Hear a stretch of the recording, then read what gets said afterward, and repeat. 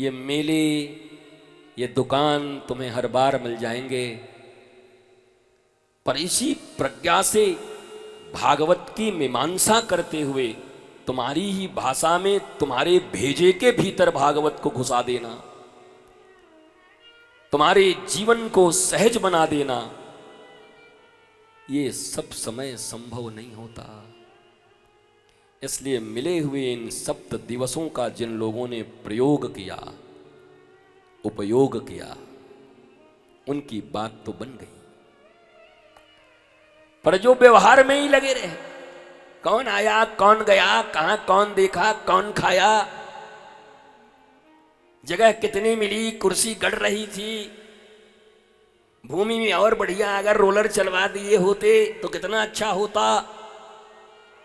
तो अब तुम्हारी पानी तो मुल्तान पहुंच गई। अब तुम अपने घर में जाकर के बढ़िया टाइल्स पे बैठो, मौज करो। कथा के आयोजन में एक बार व्यवस्था हो गई तो ये सारा आयोजन, ये बड़े बड़े पंडाल,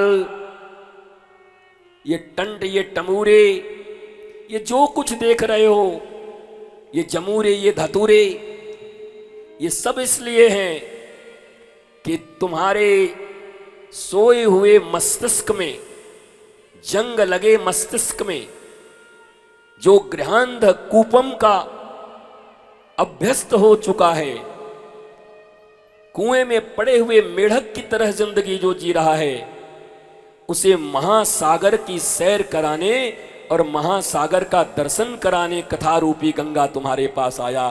कर लिए तो बात बन गई, और नहीं तो ये टेंट टंबूरे कुछ नहीं बनाएंगे तुम्हारा, ये सब बेकार हो जाएगा महाराज। अनुष्ठान जरूरी है, आयोजन जरूरी है, व्यवस्थाएं जरूरी हैं, नाव जरूरी है, पर गंगा जी के पार जाने के लिए कि नाव ही उठा के खा जाओगे, नाव को गले लगा के चलोगे, तेरे बिना मेरा कोई नहीं। नाव पे बैठे गंगा जी पार कर गए, काम खत्म। ओला को बुलाया, एक जगह से दूसरे जगह गए, पेमेंट दिया, काम खत्म। कि ओला पकड़ लोगे, हाय रे मेरे ओला, तूने मेरा इसे समय पे साथ दिया, मैं जीवन में तुमको नहीं छोड़ू। ओला ही पकड़ के घूमो, ओले ओले करते रहो।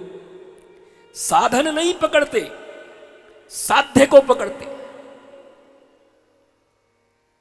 बुद्धि जब विकृत होती है तो मनुष्य साधनों में अटक जाता है,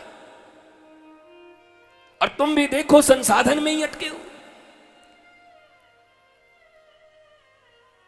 वह परम साध्य एकमेव नदित्यम दीनबंधु दीनानाथ गोविंद, तुम्हारी आत्मा, तुम्हारा ज्ञान, a self knowledge, pure knowledge, devotion, ये तुम्हारे लिए साध्य है, पाना ये है।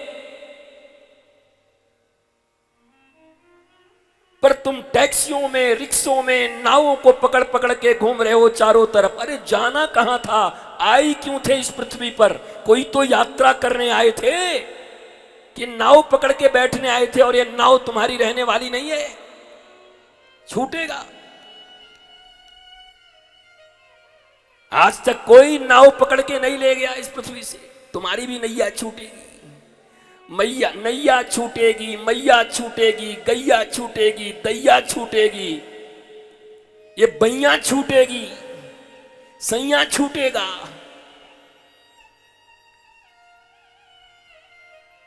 जितनी बलैया हैं वो बलैया छूटेंगी।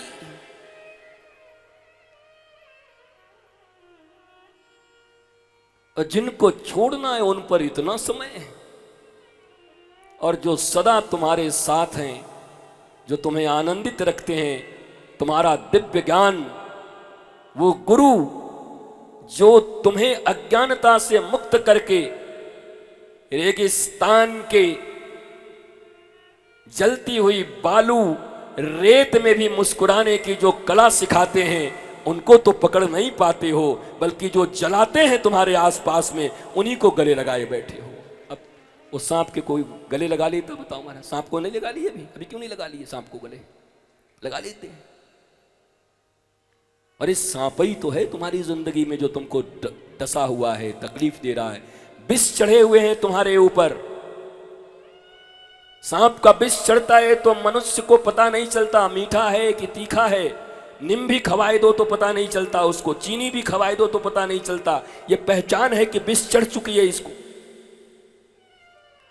कफ पित्त वायु जब विचूर्णित हो जाते हैं तो मनुष्य के स्वाद इत्यादि सब चले जाते हैं, गंध इत्यादि, जैसे अभी कोरोना में जाने लगा था।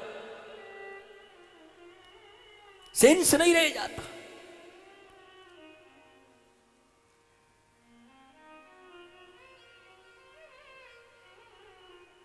तो जो छूटना है उस पर इतना आग्रह, और जो अपना है उससे इतनी बेवफाई। परीक्षित ने 7 दिनों में यही सीखा है। जो छूटने वाला है उसके प्रति इग्नोरिंग मूड में है, और जो अपना है उसको इंपॉर्टेंस देके बैठे हुए। परीक्षित सार्वभौम के सम्राट हैं, उनको पता है सब छूटेंगे, इसलिए पहले ही छोड़ दिया, गंगा जी के तट पे आ गए।